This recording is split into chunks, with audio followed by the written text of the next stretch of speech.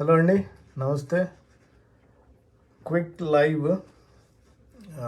నిన్న ఆ డేట్ కూడా చెప్తానండి.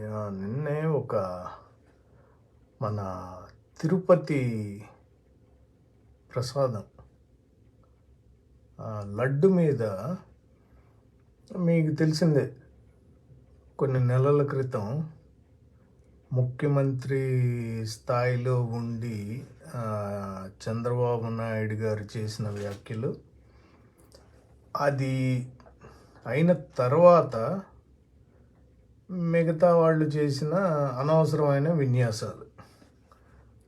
ఏది ఒక్క చంద్రబాబు గారు చేసిన ఒక అన్వెరిఫైడ్ వ్యాఖ్యను పట్టుకొని ఆ తర్వాత అసలు చిన్నపాటి సర్కసే చేశారు కొంతమంది. ఓకే, నిన్న విడుదలైన దాంట్లో అది సుప్రీంకోర్టు ఆదేశించిన విషయం తెలిసిందే. సిబిఐ నుంచి ఒక ఇద్దరు, సిఐడి నుంచి ఒక ఇద్దరు, ప్లస్ ఏపీ ఫుడ్ కార్పొరేషన్కి సంబంధించిన వాళ్ళను ఒకళ్ళు అనుకుంటా, మొత్తం 5గురిని ఒక కమిటీగా వేసి దీన్ని ఇన్వెస్టిగేట్ చేయండి అని చెప్పి సుప్రీంకోర్టు ఆదేశించడం జరిగింది. పవిత్రమైన తిరుపతి తిరుమల వారు దేవస్థానం వారు ఇచ్చే ప్రసాదం లడ్డు పైన చంద్రబాబు గారు చేసిన వ్యాఖ్యలు ఏమని, కల్తీ లడ్డు, కల్తీ నెయ్యి వాడారు, దాంట్లో వాడకూడని పదార్థాలు వాడారు, కొవ్వు వాడారు, యానిమల్ ఫ్యాట్ వాడారు దాంట్లో అనేది. ఆయన ఏంటంటే, ఆయనకు అలవాటే, చంద్రబాబు నాయుడు గారికి ఏంటంటే, ముందు అది నిజమా అబద్ధం అనేది తెలియకుండా బురద అయితే ఒకటి జల్లేస్తారు. జల్లేసినోడిది ఇక బాధ్యత, ఎవరి మీద అయితే జల్లుతారో ఇక వాళ్ళదే బాధ్యత. అది కడుక్కోవటమా, తుడుచుకోవటమా, దాని నుంచి ఎలా బయటకు వస్తారు అనేది ఎవడి మీద అయితే వేసారో వాళ్ళది బాధ్యత అనమాట. సో అదే జరిగింది. ఆయన ఒక మాట అనేసి పక్కకి వెళ్ళిపోయారు. దేశం, రాష్ట్రం మొత్తం, దేశం మొత్తం, ప్రపంచంలో ఉన్న నలుమూలలో ఉన్న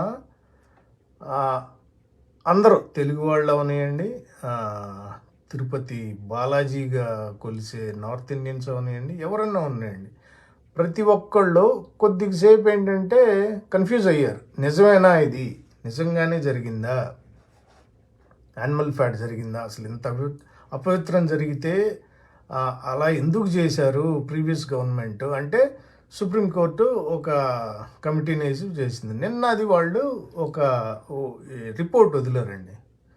ఏమీ లేదు, కల్తీ జరగలేదు, ప్రాథమికంగా ఒక రిపోర్ట్ వదిలితే బేసిక్ది, దాంట్లో ఏమీ జరగలేదు అనేది అయితే చెప్పేశారు. సో ఇంకా ఫర్దర్గా ఇన్వెస్టిగేషన్ కూడా జరుగుతుంది. అది ఆ నెయ్యి శాంపుల్స్ తీసుకుని ఏదైతే వీళ్ళు ఆరోపణలు చేశారో వాటి మీద తీసుకుంటే ఎవ్రీథింగ్ ఈజ్ క్లియర్ అండి, క్రిస్టల్ క్లియర్, తప్పేమీ లేదు, ఏ తప్పు జరగలేదు అనేది కూడా చెప్పేశారు. ఇప్పుడు నా ప్రశ్న అండి, ఇంత బాధ్యతాయుత రాహిత్యంతో చంద్రబాబు గారు చెప్పిన మాట వెనక్కి తీసుకుంటారా? సరే, పొరపాటు అయింది మాది, మాకు ఇలా అని వచ్చింది, వచ్చిందని మేము అనుమానం వ్యక్తపరిచాము. అక్కడ చంద్రబాబు గారి పాత వీడియో చూస్తే అది అనుమానం వ్యక్తపరచలేదు ఆయన, అక్కడ ఇది జరిగింది అని కరాఖండిగా చెప్పారు. కల్తీ జరిగింది అని చెప్పి ఆయన నిర్ధారించేశారు. అసలు ఏ ప్రూఫ్స్, ఏ టెస్ట్లు ఏమీ జరగకుండా ఒక టనేజ్ వదిలేశారు. ఇప్పుడు దాని తర్వాత ఏం జరిగింది, మహానుభావులు డీసీఎం గారు వచ్చి ఆయన ఆ డ్రెస్ సెన్స్, ఆ డ్రెస్ మొత్తం మార్చేసుకుని, ఆ హావభావాలన్నీ మార్చేసుకుని, ఆ అలంకరణ, కాషాయం వస్త్రాలు అన్నీ పెట్టుకుని వచ్చేసి దుర్గమ్మ టెంపుల్ దగ్గర మెట్లు కడిగారు. చాలా బాధతో సినిమాటిక్ స్టైల్లో ఆ ఫోటోగ్రాఫర్స్ని, వాళ్ళని, అక్కడ ఉన్న కొంతమంది పూజారులని వాళ్ళ సహాయంతో ఆ డ్రెస్ కూడా ఎలా ఉండాలి ఏంటి అన్నీ సెట్ చేసుకుని ఆయన ఊరికే కడిగేసి 2 నిమిషాలు హడావిడి చేసి, నేను సనాతన ధర్మాన్ని కాపాడే, ఇక ప్రపంచంలో నేను తప్ప ఎవరూ లేరు అన్నట్టు ఆయన బిహేవ్ చేశారు ఆ రోజు.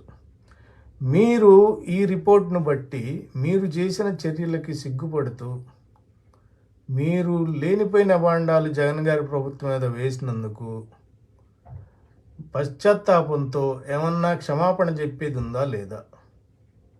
కోట్లాను కోట్ల ప్రపంచంలో ఉన్న హిందువుల మనోభావాలను దెబ్బతీసి మీరు చంద్రబాబు గారు, పవన్ కళ్యాణ్ గారు, మీరు క్షమాపణ చెప్పేది ఏమైనా ఉందా లేదా? కోట్లాను కోట్ల హిందువుల మనోభావాలు మీరు జరగని దానికి జరిగిందని చెప్పి గందరగోళం సృష్టించినందుకు. ఓకే, రెండోదండి, ఆవిడ హైదరాబాద్లో ఒక ఆవిడ ఉంది, ఆమె పేరు మర్చిపోయాను నేను, చిడతలు వేసుకుని ప్రతిదానికి వచ్చేసింది, మన హైదరాబాద్కి బీజేపీ ఎంపీగా కూడా కంటెస్ట్ చేసింది, మాధవీలత. ఆవిడ చేసిన హడావిడి మామూలు అయ్యో అయ్యో అయ్యో ఎంత పాపం జరిగిపోయింది, అసలు ఏమి లేదు, ఎవరు నిర్ధారణ లేదు, అది నిజమా అబద్ధమా తెలుసుకునే ఇది లేదు, అసలు పడిపోయారు మొత్తం వచ్చి. ఏమమ్మా మాధవీలత, ఎక్కడున్నావు నువ్వు? ఇప్పుడు నీకు కూడా రిపోర్ట్ అందే ఉంటుంది, ఇప్పుడు నా ఎదురుకు కూడా ఉంది ఆ రిపోర్ట్ అండి, నేను అది చూసే చెప్తున్నాను. ఇదిగోండి ఆ రిపోర్ట్ నెంబర్ అవన్నీ ఉన్నాయి జాగ్రత్తగా. ఓకే, సో ఆ రిపోర్ట్లోది మీరు ఇప్పుడు ఏం అంటారు, దాన్ని క్షమాపణ చెప్తారా లేదా? చెప్పాలి ఖచ్చితంగా. మాధవీలత గారికి కూడా చేరేటట్టు ట్యాగ్ చేయండి ప్లీజ్ వీడియో. అది అయిపోయింది. బీజేపీ ఏబీవీపీ వాళ్ళ యువ మోర్చా వాళ్ళు, మొత్తానికి ఒక మోర్చా వాళ్ళ విభాగం వాళ్ళు జగన్మోహన్ రెడ్డి గారి ఇంటికి వెళ్ళి ఇంటి దగ్గర గేట్లకి వాటికి కాషాయం రంగు అవన్నీ పులిమేసి అక్కడంతా హడావిడి చేసి వచ్చారు. మీరు అదే గేట్ దగ్గరికి వెళ్ళి క్షమాపణ ఏమన్నా చెప్పేది ఉందా లేదా? ఇప్పుడు ఏ కల్తీ జరగలేదు, ఇన్వెస్టిగేషన్ ప్రాపర్గా చేసి రిపోర్ట్ వచ్చింది. మీ స్పందన ఏంటి? బీజేపీ వాళ్ళు ఇంటి మీదకి వెళ్ళి రంగులు పులిమి వచ్చారు గేట్లకి వాటికి, మీదేంటి సమాధానం? క్షమాపణ చెప్తున్నారా లేదా? సరే, జగన్ గారికి చెప్పినా చెప్పకపోయినా ఇప్పుడు తెల్లం అయిపోయింది మొత్తం. జగన్ గారికి మీరు చెప్పవసరం, ఎందుకంటే ఆయన మొదటి నుంచి నేనేమి తప్పు చేయలేదు, మా ప్రభుత్వం ఏమీ చేయలేదు, నెయ్యి మాత్రం హైయెస్ట్ క్వాలిటీ, నెంబర్ 1 క్వాలిటీనే వాడామనేది మొదటి నుంచి వాళ్ళు చెప్పింది. దానికి కట్టుబడే ఉన్నారు. ఇన్వెస్టిగేషన్లో కూడా అదే తెలియంది. ఇప్పుడు ఎవరెవరైతే చంద్రబాబు నాయుడు గారు, పవన్ కళ్యాణ్ గారు, ఆ మాధవీలత, ఇప్పుడు బీజేపీ వాళ్ళు ఈ రంగు పులిమి గేట్ల దగ్గర హడావిడి చేసిన వాళ్ళు జగన్ గారికి చెప్పైనా మాకు ఇబ్బంది లేదండి. ఎందుకంటే ఆయన ఫస్ట్ నుంచి ఒకటే స్టాండ్ మీద ఉన్నారు కాబట్టి అది ఆయన కొత్తగా ప్రూవ్ చేసుకోవాల్సిందేం లేదు.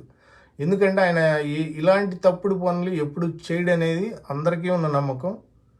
మాకైతే ఇంకా 100% ఉన్న నమ్మకం జగన్ గారి మీద, ఇలాంటి తప్పు జరగనీయడనేది.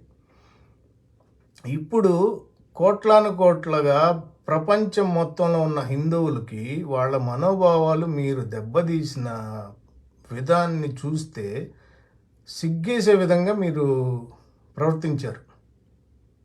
దీనికి క్షమాపణ చెప్తున్నారా లేదా?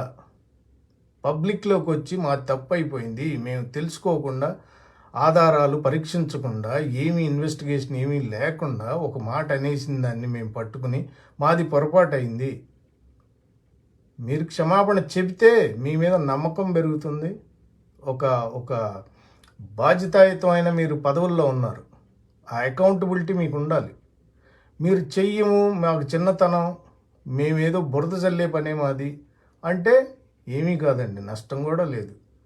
పైన ఉన్నాడు దేవుడే చూసుకుంటాడు. మీరు ఆ ఎలిగేషన్ వేసింది దేవుడు ప్రసాదం మీద, అర్థమైందా? మాకు జనానికి చెప్పాల్సిన పనేం లేదు. మీకు జగన్ గారికి క్షమాపణ చెప్పే పని లేదు, ప్రజలకు కూడా చెప్పరు మీరు. ఎందుకంటే మీరు చిన్నపుచ్చుకుని వచ్చి మీడియాకు ముందు వచ్చి మేము మాది పొరపాటు అయిపోయిందని ఒప్పుకోలేరు.